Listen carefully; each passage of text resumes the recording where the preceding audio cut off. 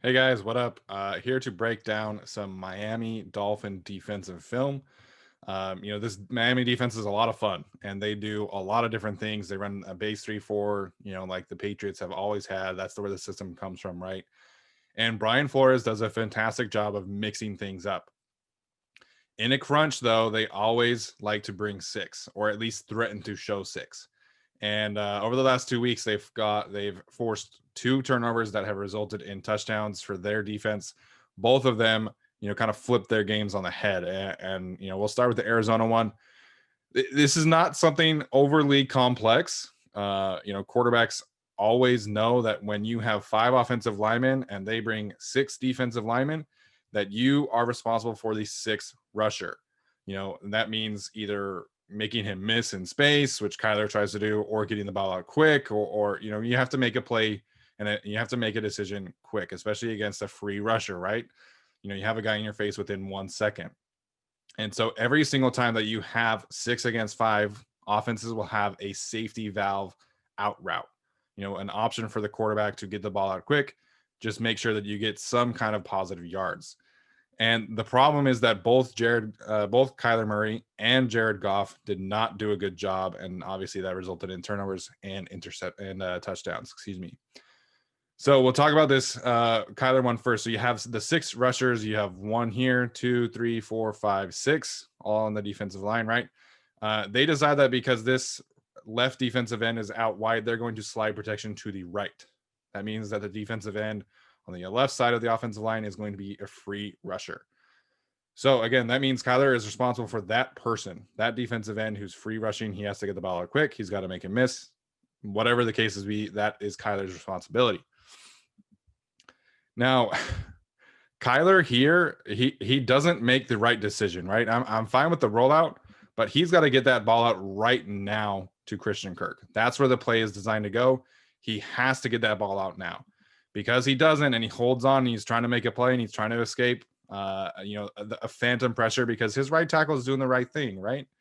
And this is 100% on Kyler. You got to throw this ball now to Christian Kirk, and because he holds on to it and causes a fumble, which results in a touchdown. And look at this Miami defense kind of, this is effort making that touchdown.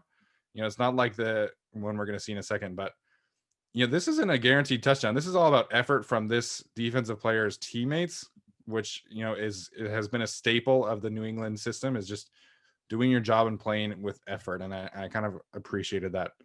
The next one, again, you have 6 rushers, right, against 5 offensive linemen. This time, the Rams decide to slide to the left, meaning that the left defensive end is a free rusher. That's Jared Goff's responsibility. The problem is that he doesn't even acknowledge him. Jared Goff needs to know better than this. He's been in the NFL for quite a while now. He's started and he's played in a Super Bowl. He should know better. And the worst part about this is that they were winning this game 7-0 at this point. You kick a field goal at minimum, you go up 10-0. You're in a great position, right? You're on the road in Miami. That's a great spot to be in. But because he doesn't acknowledge this free rusher, the Dolphins get a touchdown, a defensive touchdown, get all the momentum, and ended up blowing the Rams out.